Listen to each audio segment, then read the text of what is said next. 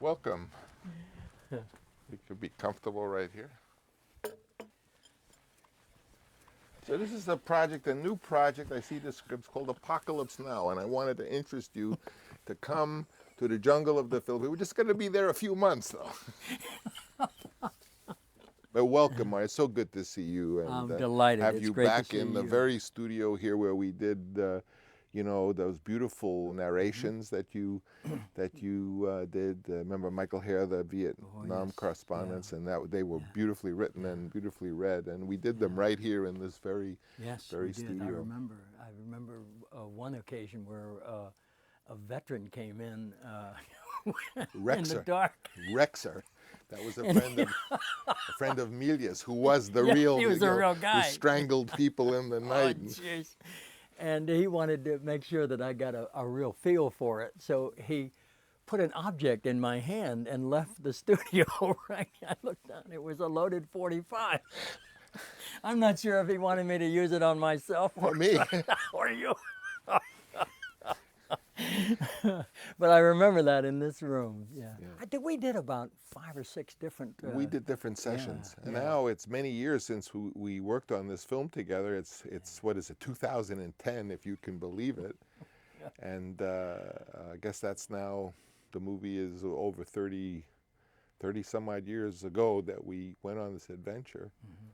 When I first met you to talk about the casting of the part, I was very disappointed because you were saying, well, you got to do this other movie, and we were going to start, and it was kind of either or. Yeah. But, I remember that because I had seen you in I think it was The Incident, which... That was my first movie. Was that your first movie? Yeah. But I thought Larry Pierce directed. I thought that was riveting performance, and then of course I really sort of had my mind set on you doing the part, and you said I can't, and unless you can delay a couple of months, I have to go to Rome. Yeah. And then we looked at the situation, and I remember my colleague, another wonderful actor, and my colleague Fred Roos was very high on the idea of Harvey doing it, and Harvey certainly, admired his work. I didn't feel 100% that he was right for that part, because Harvey's a very exciting, talented, improvisational actor, but the character of Willard was more of a witness of the thing. He had to be able to just look at these things and not be all the time active. But at any rate, certainly Harvey was capable of whatever was necessary. But we went off when we started the picture, and then what news did you hear about all of a sudden the part was possible again? Were you in Italy when? Yeah, I got a call in the middle of the night from Fred Roos asking me when I would be free. And a few days later, you called me to meet up with you in L.A. And I don't know if I ever told you why I was delayed at LAX and meeting you in the lounge at the Philippines. We met right at the airport? Yeah, we did. But we only met for about 20 minutes, and you had scheduled like a couple of hours there while you were waiting for the plane. Oh, to fly out? Yeah, you were going back to Manila. And I had just come in from Rome. But what happened was, I don't know if I ever told you this, but Janet asked me to take all of the children's winter clothes home with me. So when I was coming through customs in New York, or in Los Angeles, they thought I was, hustling for a haberdashery. They said, "What are you doing with all these clothes? You're alone." I said, "They're my kids." "Where are the kids?" I said, "They're in Rome." "Well, what are you doing with all these?" I said, "Well," I was so frustrated, and I thought he's going to leave without me. And finally, I got through. They let me keep the stuff, and I got through. And I think Fred Roos was waiting for me and took me up straight away to meet you in the lounge. And I think we had like 20 minutes.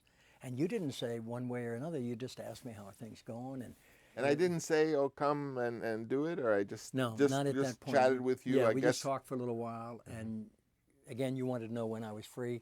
I said I'm finished after Easter, and you said, "Well, Fred's going to get you a script." I said, "Okay, fine." So he did. That was Was that Friday the first night. time you had read the script? Because even though earlier we talked about it and you couldn't do it. I never read it. No. May I ask what your impression was? I mean, because the script changed a lot. Yeah, it did. What was your first impression? Well, I'd heard about Harvey, and I the thing, it really surprised me that he was not involved anymore because he was a real Marine. I know. And a He very tells me tough that every guy. time I see him. And I hadn't known him, but I knew him by reputation, and I thought he was terrific. And I thought, wow, he's really The real right thing. for this part. He can do all this stuff. I didn't know which end of a rifle, was right. I didn't know anything. I'd never served. And he had 4 years in the Marines, so I thought he really had a leg up besides being a good actor. And so I was really stunned. And then when I read the script, I thought, I better learn to swim. Oh, you couldn't swim? I never told you this, but that's why when I first came on the boat, I asked about the life preservers. You remember? I said, there are no life preservers on the boat. So you never would go swimming when you were a kid? Really? I did, but I never really. You didn't feel No, I couldn't swim. confident. A little bit. I could stay above water a little bit. But so you read the script. I was curious Yeah, what I your read the first script, impression and I was. thought, I hope that if I got it, that I would be physically able to do it. Because Really? Yeah, because I was 36 at that Yeah, time. but you were always very wiry. I wasn't in bad shape, but I was you were- smoking too, I remember, and, yeah. drinking. No, I didn't know you were drinking, or I didn't see you real ever problem, drink. yeah. I never saw you Yeah, drink. I had a real problem. Yeah. So. But you were physically very fit, and were you running like you? Yeah, I was running. Yeah, and so working so out. you were worried about whether you could handle some Yeah. of the just the GI. I mean Yeah, the army. physicality of it. I really was concerned, and I had a totally different take on the character. And I remember you and I having discussions about it because there was so much downtime on the set. Remember waiting to light things, and we would talk about the character, and I was so confused, and I really lacked. What a was sense what of, was I had your? no confidence in it. I didn't. Well, no, I you can know, appreciate. yeah, I But didn't what think I was could your do it. idea for the character, and that was maybe different from what ultimately? No, I thought he was a real gung ho soldier, and it took a while for me to understand that he was the eye that you were looking through, so that he was more passive, and I was looking for. You remember when I first came on the set and I chose the red beret? I didn't have a clue. I had forgotten that. Yeah, I didn't have a clue, and somebody said, "No, that's not going to work here." I said, "Oh, really? Why?" I didn't have a clue. So, well, then were you were told? How long did they say? Did we say you were going to stay in the Philippines? 4 months. The first sequences was Kilgore, and was it the napalm? What was the first stuff you really did? Your first It was day the landing at when Kilgore. Villar. Yeah, the Kilgore thing. You'd already shot all the action stuff, and we were doing the ground stuff, as I recall. I remember you really fell or hurt, and Yeah, you cut cut my- your cheek, and like a schmuck, I say, well, let's use it. Yeah, we put a Band-Aid on it. It's in some of the footage. Yeah, well, it's in continuity, but the idea. I said, what happens when a GI would hurt himself like that? And they said, well, they would put something and have a bandage. I said, I never saw in my life a GI with a bandage. Let's have a bandage. But it became a pain in the neck, Yeah, it did. whether it was the bandage on or off. But I was in the mood of like, oh, let's use everything that happens. Yeah. So the first stuff you shot was with Bobby Duvall, maybe. Yes, and I remember I roomed with him in a little house. The company had rented all these houses, and we shared a bathroom. And he was teaching me how to take a shower with a bucket Yeah. and a Cold scooper. water. Yeah, cold water spigot. And what was it like rooming with Bobby Duvall? Well, I kept seeing Boo Radley, and I would just stare at him, and he was so disarming, Yeah. because since then, of course, he'd been in The Godfather, and he'd been realized for his talent, and I was very impressed with him. But he was so disarming; it was fun to be around him, and I just sort of got behind him. Right. And I remember we shot a sequence landing there with him, with all the smoke and the choppers all coming in at once and all that ground activity going on. And what impressed me the most is I was beside myself with terror. One, that I would get hurt. Two, that I would ruin the shot, forget my lines. In that order. In that order, yeah. And Bobby was so impressive because through all of that insanity and the noise and the smoke and the blades turning and moving and the long dolly shots with the cow being lifted and Father Elias. That was and the man. first stuff you saw. Yes, first stuff. And I was so impressed with him. He knew all his lines, and he was talking like that. I do this, and you do that. I'm going to see you. You know, remember how he would do? Yeah. And I said, my God, this guy is something. Because it was hard to focus. And remember how hot it was. And Yeah. it was so disarming. And there he was. He was so singularly focused. And he had totally nailed that character. Oh, I think God, his father was a military. He was an admiral. Navy. Yeah. But yeah, he had nailed that character. Yeah, he was very impressive. But his consciousness, I mean, his focus was so singular. You know, he just took it all in. He hit all the marks, said all the lines, and he landed in the shot. Remember, the chopper actually came down. He climbed down, put his hat on, started giving orders and talking to us, and we followed him through that whole long sequence. It was astonishing. I'd never seen anything like that before or since. You know. And people have to realize that in those days, when you made a movie like that, everything was for real. Yes, it was. The helicopters, the helicopters were really landing, and we were really in them. Yeah, I remember they would train us with a bamboo stick. There was a kid from Hawaii, David, one of our trainers, and he had some of the lads had bamboo sticks, and whenever we got near the tail of the choppers, there were so many landing, and we were running around, they would swing these sticks and said, when the scene starts, this is what's going to happen. You can't get close to these blades. I am so thankful in my life that I made that film, and there was not one accident, not one loss of life or of even injury. Yeah. So that phone call, probably when you called your wife after the first couple of days, what did you say to her? I was in a hotel in Manila at that time because we were going to and fro every day. We weren't living anywhere at that time yet. And she said, well, tell me what it's like. I said, it's very hot. And we're going to be moving up to this little community called Balar and staying there for a while. So if you could get here, we'll bunk up there. And when she said, well, what was the movie like? What did you say? No, I told her, I said, I haven't been on the boat yet. I'm just sort of getting a sunburn. You told us all to get as tanned as we could, so I was spending a lot of time in the sun and just trying to acclimate. And I guess the hardest thing was the heat. I'd never been in a jungle situation before. I didn't realize how that just sapped your energy. But once you got used to it, though, you remember how great we all looked and how thin we were. Yeah. So, I wish. Yeah, we'll have to go back. Yeah. But and then she did. She came about a week later. We went up to Balar, and we lived in that house with Bobby and some of the other guys. And I have to say, after whatever it was, 200 days there, that the Philippine people were always very sweet, and you know, what I took back from that trip was a fondness for the Philippines and the Philippine people, because they're very gentle. I mean, they're complicated people like everyone, but they were very kind to me, and I don't have any no feelings I can think in the whole year and a half, 2 years of anything but a positive affection for them. But what was your impression of the cast? Well, what were there, 5 guys? Yeah, the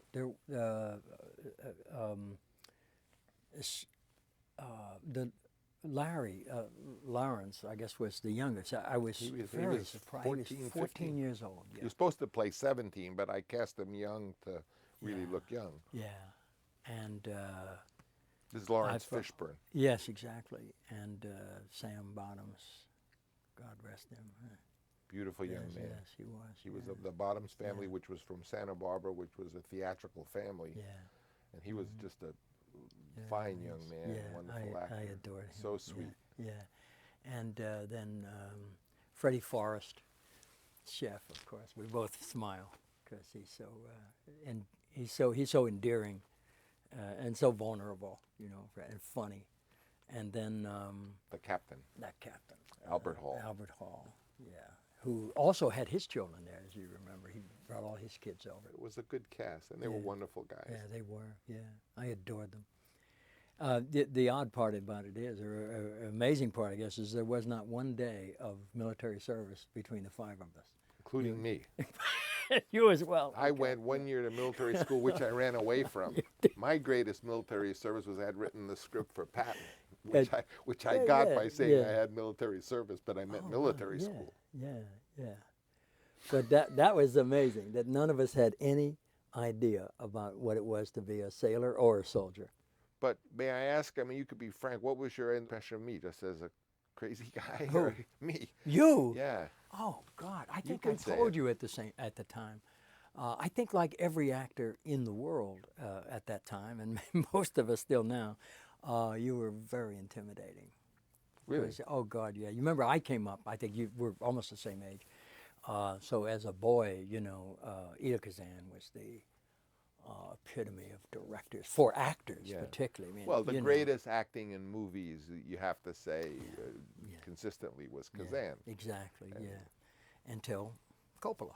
And so here I was suddenly thrust into your company, and it was very intimidating. I can't begin to tell Are we you the same how- age? What year were you born? 40. Oh, so I'm a year older. 39, okay, yeah. But that was the sense that, I mean, I'm not the only one. I mean, we talked about it. All the lads on the boat talked about it endlessly. How, I mean, you were disarming. You never treated us anything but wonderfully as actors, and you were a fellow journeyman with us on this. You were with us through the whole thing, all the difficulties, the journey, every part of it. If we were suffering, you were suffering. If you were free, we were free. But the image that you had the Godfather 1 and 2 and so forth. It was very, very impressive for all of us. You know, we were just. I think I mentioned to you at the time that this must have been what it was like to work with Kazan when we were kids. You know, that this was the ideal. Well, I think what I learned from Kazan and what I tried to do, inspired by him, was to try to set the situation as much to the actor's advantage as I knew how to use what I knew about the actor personally to try to, help by providing the props, the situations, even in some cases, the little trickery, where you try to get the actor to be surprised. But whatever you can do to give the actor the ingredients that then they can naturally feed on, because this was Kazan's, I mean, he would do interesting things to actors. He was famous for it. To get them to be real in their. Did you know him? I did know him. I had the pleasure of knowing him, but no, as a director, I just wanted to this day, I mean, try to the actors. You just try to put them in make everything available to them, and then they can choose what's helpful to them, and you try to help them, prompt them to find themselves. Because usually when you're starting a movie, all actors don't know what the hell they should do. Didn't have a clue. You had discovered who you were, I remember, in that tough, I don't know when it was, but I know that tough scene when you broke the mirror. Oh, yeah, near the opening, And it had been a dream of mine. And I was dreaming, I said, and I had this dream, I said, Marty, I thought you were so handsome. I said, but if you scratch the surface, Martin's, in the dream, Martin's vain. Yeah, extremely. And he doesn't want to admit it. No, because he's a good guy, I still don't. So I said, if you, in the dream, if you put him in front of a mirror and then taunt him on the fact that how handsome he is and how vain he is and how good he looks, that you'll get to another level of him. And it was just a dream. I mean, so I did it. I put you in front of a mirror and I said, oh yeah, I forget what I was telling you, but I was telling you, oh, how handsome you are. Look at that. Look at how great you look. And then you got so emotional about this that you punched yourself. I didn't know you were going to do that. I didn't either. No. But something did seemed as if something cracked and we were at another level. That then that was the guy. That's who he was. And then when you're walking around looking at tigers or this or that. You know, once you have who you are, then you just are. You have become the character. And I remember you got the footage back from Rome on that sequence, and you asked me to look at it, and I kept putting you off, and finally you said, I have to send it back now. This is your last chance. I want you to see it. And I said, with all due respect, I cannot see myself like that. Because I went back into the room the next day after that scene. You recall I was terribly drunk and discombobulated and raging, and I saw all the blood on the bed, and it just so terrified me, and I was so embarrassed and guilt-ridden, and I thought, you know, you were right. It was I was extremely vain, and I still am, and most actors are, whether they admit it or not. I couldn't admit it. That's why they become actors. Yes, exactly. Why do you become an actor? You know? That's true. But I didn't. I just couldn't believe that I had done that. I was relieved that I'd done it because I'd been fighting that kind of demon for a while, and I remember you tried to stop it. I don't know if you remember saying, Marty, what are you doing? I'm going to stop. And I begged you. I said, no, let it go. I want to wrestle this guy now. Well, I thought, you know, I of course felt responsible because I didn't know you were going to cut your hand. I didn't know how bad you had cut your hand. I saw a lot of blood. But I thought if I do stop it, then he's gone through all of this, and for not for nothing, but you know, at least a few seconds more, because maybe we'll have something we can use. So it was I was sitting up on the couch on a dresser or something. I was up on a piece of furniture in that room so I could see, but I didn't know whether to jump down and say, okay, get the guy to look at his hand. And I, you know, I've always, you know, I don't know, maybe your wife was mad at me. I didn't stop it right away, but I figured, you know, he's an actor and he's gone through this to try to get something beautiful, and maybe he has, and which it would be terrible to ruin it, you know. But it turned out to be not only for me an interesting, and for you experience that let us understand who the guy was, and make what happened later easier because you knew who you were a little bit, but also was it was also a startling scene at the beginning of the movie to set you up. Yeah, it was, because they saw that first. That was a pivotal moment, and I remember you and I were talking one day about the character, and I was a little confused, and I said, but who is this guy? And this was after, because I think Marlon was there by this time, which was another. That's much later. Later, and I was talking to you because, as I say, that sequence in the hotel broke a lot of barriers that I had with you because of my image of you. I was intimidated, as we all were. You know, it was like I approached the work with such insecurity too. I mean, I hope I do it right. I have to do more for them, and you know, I get like panicked as well. But it never showed. You remember we were talking about the character one day, and I still wasn't secure in it, and I said to you, maybe you remember this, who is this guy? And you said, Marty, it's you. Whoever you are at the moment, that's all we got. If the sun is shining, you don't hold the umbrella up because the script says it's a rainy scene. Or if it's raining, don't pretend that the sun is shining, because the camera is going to photograph you at that moment of time, doing whatever it is or not doing whatever it is, and the camera is going to tell the truth. Once the actors go through that process and they become the character, then you don't have to direct them really, because whatever they do, if you say, okay, go get a glass of water, they're going to go get a glass of water in character. Yeah, and that's do, true. you know, so you, after about 2-3 weeks, I don't know when it is, and as I say, all the actors do it at a different time, they achieve that state. And then they've sort of become the character, and so whatever they do that's honest. I mean, that's what Brando does. Brando, if he were acting, I always like to say this, and a herd of buffalo would roll by, he would in character say, oh, look at the buffalo.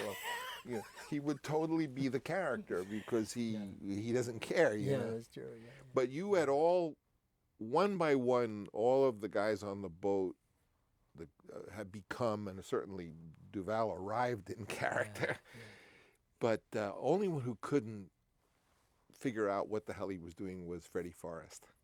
Really? And I decided, I tried to be helpful to everyone, but I felt very comfortable that you were who you were, and the fish, as we used to call Lawrence, but he was the fish in those days. Everyone, but Frederick Forrest was in a very uncomfortable position. I invited him to come with me and have some lunch together.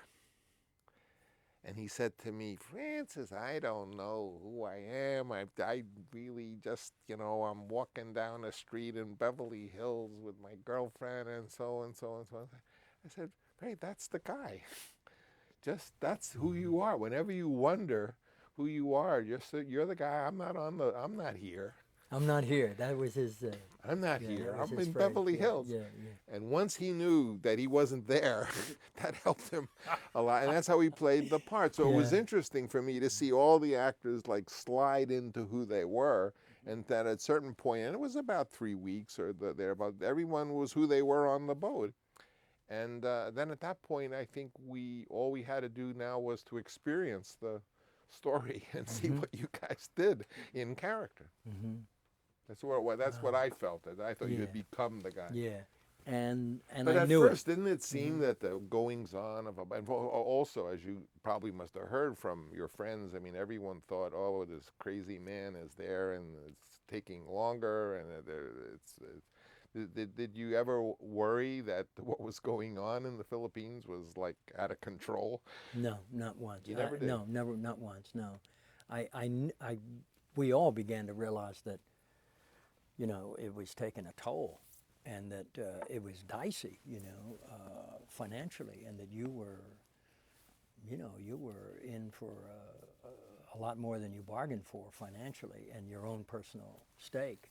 And so that gave it an urgency for all of us that didn't exist when we started, So we had our families there, We which did, was a yeah. big comfort Yeah, to me. I mean, yeah.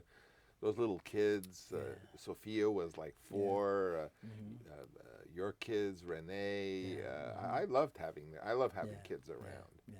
And they were all around. All your they kids were there. Yeah. Charlie, he was a little kid. Yeah, he Roman. got very involved in the with Freddie Blau in the makeup department. as did Roman. Yeah, he loved that. And my boy Gio, he was there. He was just the age where he was starting to be big, so he would be like one of the extras.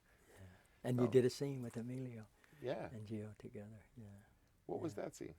They did a little scene where Gio was injured, and Emilio is yelling, "Medic, medic, medic," and we're passing by. Didn't make the film, but they were just happy. I gotta find that footage. Yeah. How about the tiger? Tiger. Do you remember the tiger? I remember I asked one of the lads to put a round in the 45, and I said, because that, we're gonna get close, and he said, no, you'll hurt the tiger. I said, well, what about the tiger hurting me and Freddie? And no, he didn't have the slightest concern about it. We were assured, that he would be okay. And you remember how they were baiting the tiger, though? the little pig. The guy, that crazy stuntman, Terry Leonard, was holding a pig and trying to get the tiger all.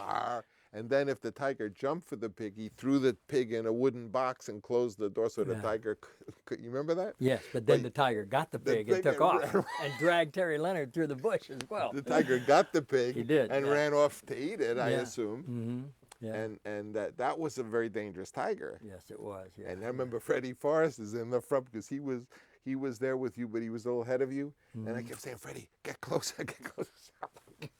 I'm not getting closer. And that tiger did kill someone in the subsequent years, I'm told. He was from California. Yeah. He was raised here, right? Yeah. He wasn't used to the jungle. But I mean, the tiger was more dangerous than they let you on to think. That's what I heard. Wow. But we didn't see much of the tiger, even in the movie. If you look at that scene, But it's the editing. You cut right to when he But there was moves, all I had. Yeah. Oh, is that it? I didn't have a lot of fun because the tiger got the pig, and then they had to try to find the Disappeared, tiger. yeah. And I remember they brought the tiger up with all the Italian wives when they came to visit the Italian crew, and the pilot who was flying the tiger wouldn't get in the plane because it was in the back with the wives. And they had to bring a ladder, and he climbed through the window of the front of the plane with the door. I didn't know this. Yes. That was strange. Yeah. strange things that, and also the fact that we shot a lot of the interior helicopter scenes when we were In flying. the air, yeah. Now today that would not be done. They Am I wouldn't do- right or wrong? They No, wouldn't you'd do. never- They wouldn't no. even have helicopters. They wouldn't have done But that. we were we were up there. We were playing scenes where we're talking and you're talking, and we were flying. Yeah, and then the all flare went off. And all those flares. I mean, we did some very dangerous things as I think Yeah. back on it. Yeah. Wow. So when the typhoon hit and we were in that, did you go home?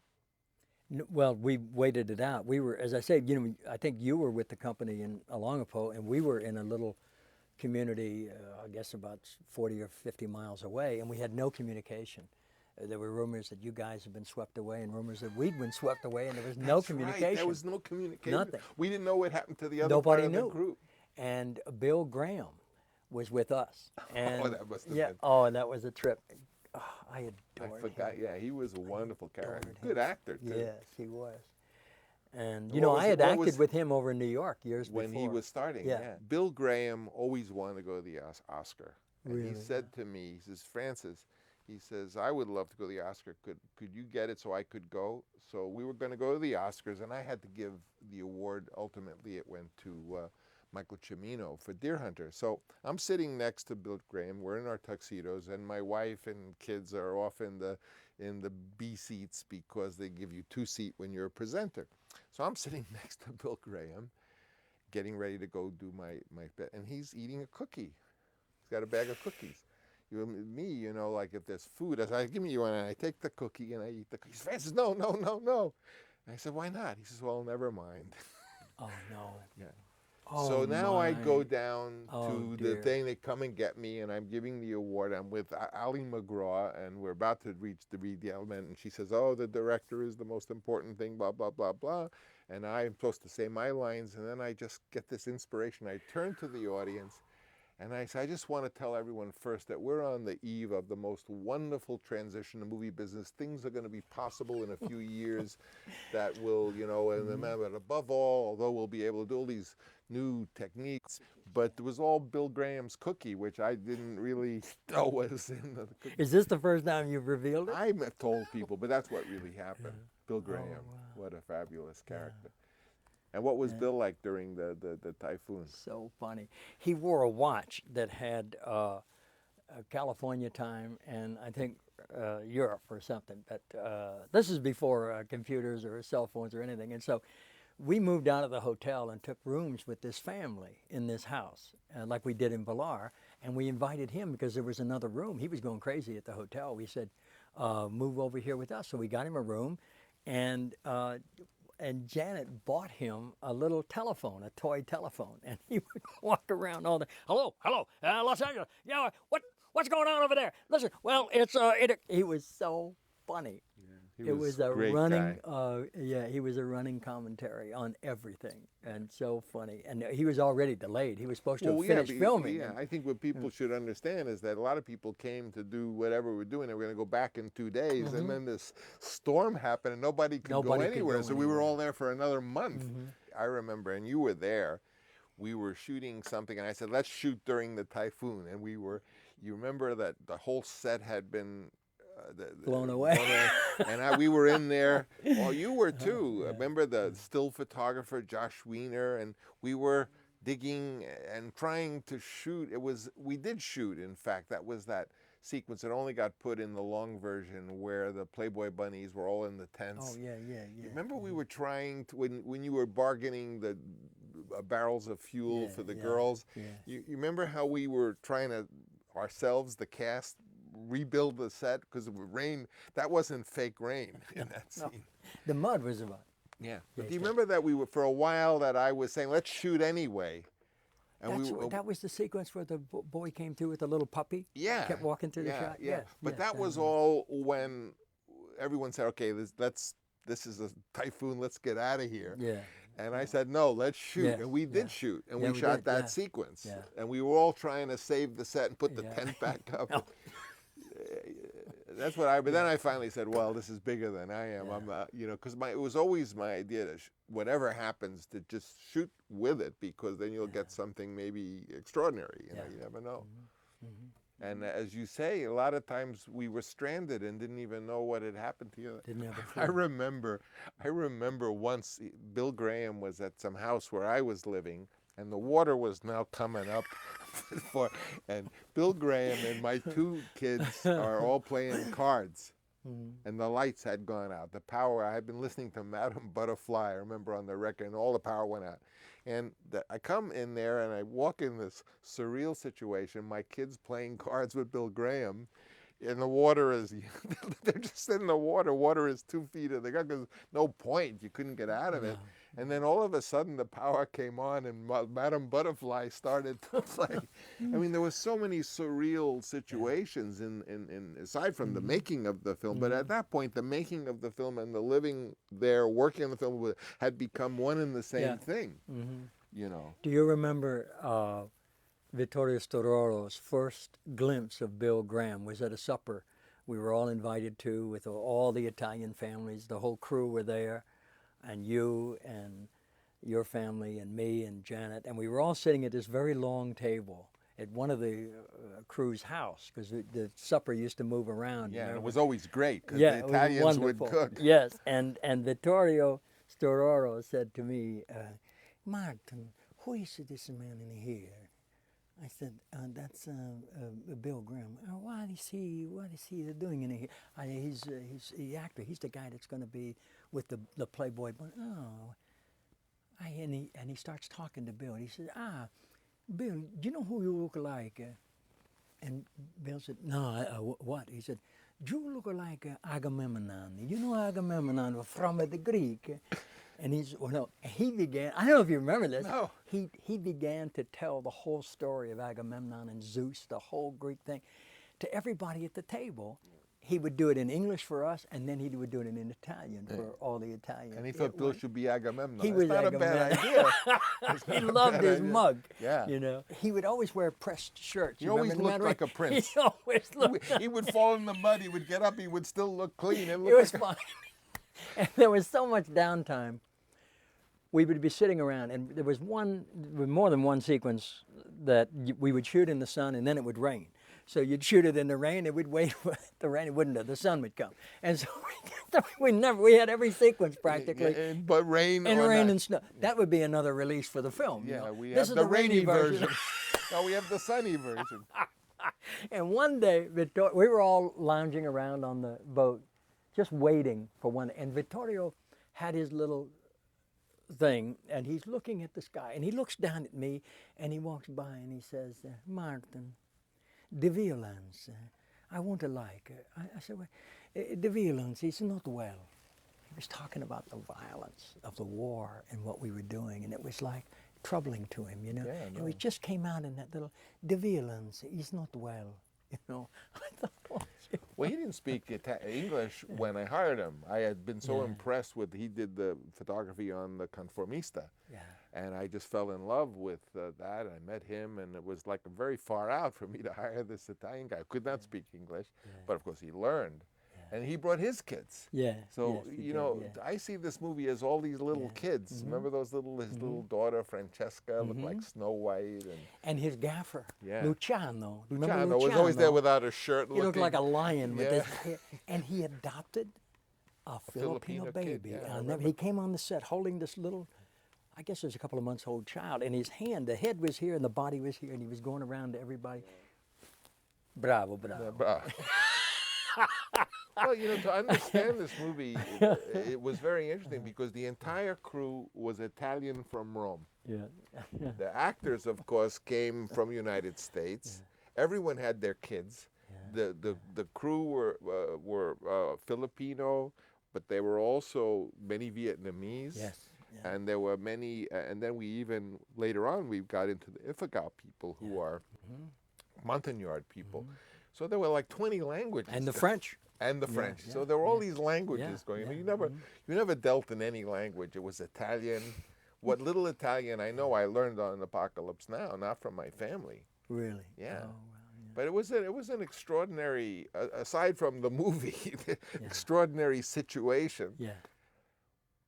What was your impression with Marlon? Because at one point we all got there to this crazy set of Yeah. this big temple, and we meet Marlon Brando. Yeah. Had you known him before? No, I never. Not only would I never thought I'd get to meet him, but to work with him. Like wow. me, he was our age out of the New York theater. He was Yeah. a god. He really was. Yeah. So that was What was he like was to you very- when you first met him? very sweet. Yeah, he is. He so- didn't he like was, my smoking. That was the one. He just couldn't bear people smoking around him. Yeah. He once said that I was a Neanderthal for smoking, and I couldn't stop. But I wouldn't smoke around him. Right. You know. But he was. I love the way he was disarming to everyone. Remember his first day on the set? I think there was 200 people there, and he introduced himself to every single He one. was very good about that. Yeah. He knew. I mean, let's face it. From the time he was 24 or 25, he was Marlon Brando. Yeah. He was like came on the scene like electricity. So he had lived with being that kind of star, and more than a star, Yeah. great personality, a beautiful man, and Yeah. so handsome. Yeah. He was a brilliant, brilliant man. I mean, aside from the acting, just what he thought about and talked about. So I can imagine that he would be very kind and charming, Extreme. putting yeah. everyone at Everyone, ease. yeah. The last thing he would talk about was acting or filmmaking. He'd Yeah. talk about anything but that. Yeah, he didn't like to talk about acting. No, he he didn't didn't, think no. acting was all that hard. No, or a big deal. Yeah. You know, but he lived nearby us on the hill, and we used to do a lot of barbecuing. And one day he just suddenly appeared, and Janet said, "Would you like to join us?" Of course he did, and it became almost a ritual. He would come down, and the kids didn't really have a clue who he was, and they would ask him all these He questions. loved you know. kids. He was Yeah, he did. very Yeah, comfortable yeah. with He was kids. very funny. He would do little Yeah. jokes and you know, he'd do these little tricks, you know, with them. And He so forth. genuinely Yeah. liked He kids. really was. I think he liked kids and he liked animals because they didn't. Everyone else makes a deal out of, oh, you're important. Yeah. And kids, they either like you or they don't like Yeah, you. exactly. Yeah. And animals are Yeah. like that too, you know. Yeah. And So the kids would ask him all these questions: Where are you from? What do you do? How did this come about? How did that? You know, and that's how we learned about him, about his life and kind of who he was. You know. how Yeah. wonderful. Yeah. Yeah. Remember his his big anger. I never knew whether it was real or not with Dennis Hopper. Oh, God, I didn't know if it was either. Do you think it was real? Well, I think he disapproved of some of Dennis's behavior. But I never knew for sure, because Dennis Hopper is also a very brilliant guy. I never knew for sure if Marlon was doing this because that was a concept of his, how he thought the character related to that character, or whether or not he really felt that way. it was about, never clear. I never knew, but all I know is I couldn't bring Dennis Hopper in a room with Marlon without there being some fireworks. And then, of course, we used it, Yeah. and we photographed it in those scenes where you were there as in your first scenes with Marlon, and I. Do you remember the scene when we were setting up? You had a long dolly shot where I came into the temple to dispose of him, and it was only my shadow on the wall so that we could get the axe hitting him with his shadow and all. Do you remember this the early take on that? I think it was the very first take where he was reading a book, and when I came up behind him to hit him. Do you remember the take, what he did? I don't know that I remember that. As I reached, you know, as I raised the hatchet to hit him, he saw it in the shadow on the wall. He turned to me and he said, "Pray for your father." Do you remember that? I do vaguely remember that. I dropped the hatchet and I just sort of, I didn't know what to do. I was just totally disarmed, discombobulated. And you said, "Oh, what's the problem?" You yelled, "Cut!" Of course. "Hey, what's the problem here?" And I said, I can't explain it. But it was just extraordinary. Well, interaction with Marlon was a real adventure because and again, where the movie ended and the life began, being with him, with the things he would talk about. Do you remember when he came? He was supposed to be there for 3 weeks, and the whole first week. You remember those days? We were working on the script. Yeah. You guys were all ready to shoot, but you Yeah. didn't know what we were going Didn't to know what shoot. we were I gonna didn't know do, what to yeah. shoot. I mean, thank God for Vittorio Storaro, because I said, well, I don't know. I got this great big guy. I don't have a Green Beret uniform, so I can't have like the military thing because they don't make Green Beret uniforms in size extra, extra, XXXXX. So how can I dress him? And then I just had this idea, well, if I shoot him in black with the bald head, he'll look like a big guy because he had big shoulders. Then I'll get Pete Cooper, who was 6'7", who was our boat guide, and we'll portray Kurtz as a giant, which is sort of what we tried to do. Yeah. But it was Victoria who said, Francis, we just try something with the light, let's start, what's the difference? So I had no idea how to do any of that sequence. I go up there, you're there, we put him in the darkness, and Marlon starts acting with the shadows. You remember he's poking his head out, and putting the sponge on his head, and step by step, we, all those conversations in the houseboat, I started to listen to them because I was recording everything and, making a script of what he could talk about that would be related to what we were talking about, and just piece together, because it was nothing like the script. No. And he changed the name too, remember? He wanted to go back to Kurtz. No, yeah, he said, no, Kurtz is a terrible name. Yeah, he wanted an all-American name. Yeah, he says, it should be something beautiful, like Laley. Yes. So Langley, Laley. Yeah. So we called him Colonel Laley at his Mm-hmm. request. Then after we shot it all like that, he said, no, it should be Kurtz. I said, but we already did it. If you look in the movie and you'll see, he says Kurtz, he's really saying Laley. No, I didn't see it, no. Well, you don't see it. I mean, movies are very forgiving. Yeah. But that was a crazy period with Marlon, wasn't it? Yeah. And that whole you in the bamboo thing and Dennis Hopper, that was the epitome of the madness of that production. Yeah. I remember landing at the compound from the boat, and Dennis's very first scene. And it was a dialogue scene between he and I and the lads as we walked up and around and saw all this destruction and madness around.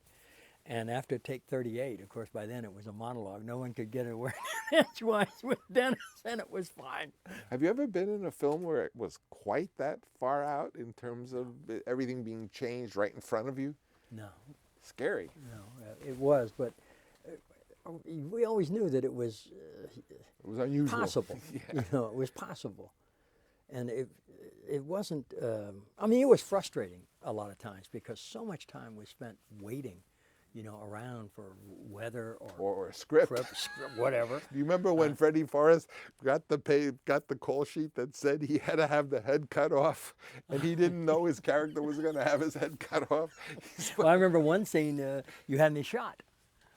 When we arrived at the Dolong Bridge, you said, he should get shot here. I think we're going to have him get shot. And so I got shot. Do you remember that? In the rain, fell in a ditch, a mud hole. You got wounded. Yeah, got wounded. That's pretty good. Why didn't we use that? I like that. And I remember asking one of the veterans, what's it like to get shot? And he says, you won't know it until someone else will tell you you've been shot. It's like... what did you think during this? I mean, you must have gone home and said, well... The one time when the charges went off in the water, when we were leaving that sequence, that was the scariest time for me. Because really? they were lifting the boat up ever so slightly, but it was like an earthquake.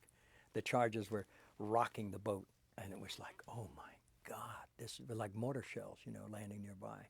And it was like, wow, what if one of those actually hits the boat? It was made out of plastic. It could blow a hole in it, and this is where we're going to land, But I could swim by then. But so we've talked a little bit about Marlon, and then you've talked about this in Ellie's documentary, but I remember the news in the morning that you had this heart attack, and of course we were all scared because I thought you were just like a physical, behemoth. You're a solid muscle. So I said, well, I don't understand. Actually, your youth was a very good thing for you. Yeah, because I've been told that it was a good thing if I was going to have one, I had it when I was young. When you were now it would kill me. you were very strong at that time when you had it. It was you were just smoking too much and exercising too much at the same time. Yeah, it was nutty. I remember my first impression was you were there. That I vaguely think you were there, but my impression was you were going to make it. That of course all the rumors started happening. Oh, it's serious. Some people even said you had died. Yes. And that's when I said that terrible thing is that he's not dead until I say, because they were calling up their agents. It was a very vulnerable time, and they were saying Martin's had a heart attack. And I said, don't say anything because we don't know. He's okay. He's going to be all right. I just came from him. I remember as soon as I was there talking to the doctor, I knew you were going to make it. I didn't know what the consequences would be of making it, whether you would be. I didn't realize it would be the recovery that it turned out to be. And of course, you know, the way the film was being financed, had the backers pulled out, they would have just taken what we had spent out of me, and there would be no film. And it was only the fact that you and Janet agreed to, well, you were going to go for whatever it was, 8 weeks, or go home and be taken care of. And you left me Joe. My brother, yeah. And we just continued shooting with Joe. And you know, he physically looked like you. And I said, look at Joe, we dress him up like you. Go do whatever you would normally do in this circumstance. Get all the care. Go. Did you go to L.A.? No, we stayed in a hotel. We had I guess about 2 weeks in the hospital, and then in a hotel in Manila, near Makati Medical Center, where I just recovered. I guess it was about 6 weeks before I actually came back. Yeah, and the kids came back over. So we were shooting the You whole were shooting time. with Joe. Yeah, you were shooting all the explosions. And, It looked like you. I mean, I don't even know in the movie now which it's Joe and which is you. And then I remember you did come back after about 6 weeks. yeah.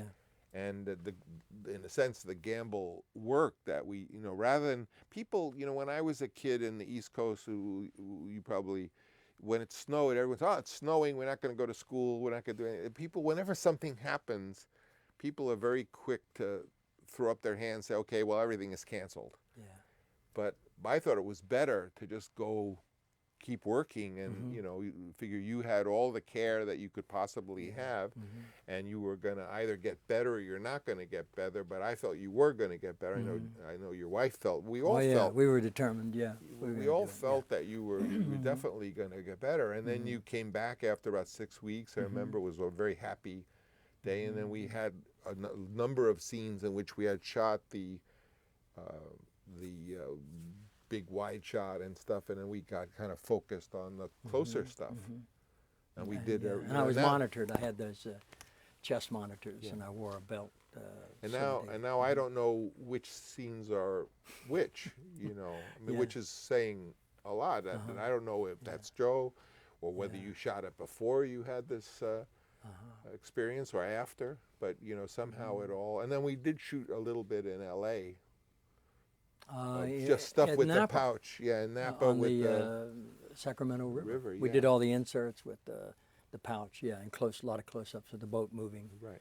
But by now, this has been like a year and a half, right? Yeah, it would have been, yeah. So I guess what I wanted to ask you really is, what was it like when, because there are lots of rumors about the picture, that it was a mess, that it wasn't going to get done, and then finally I took it to Cannes as an unfinished picture because I felt the only defense I had from all this journalism, you know, predicting the worst, was just to show it and say, this is what I got.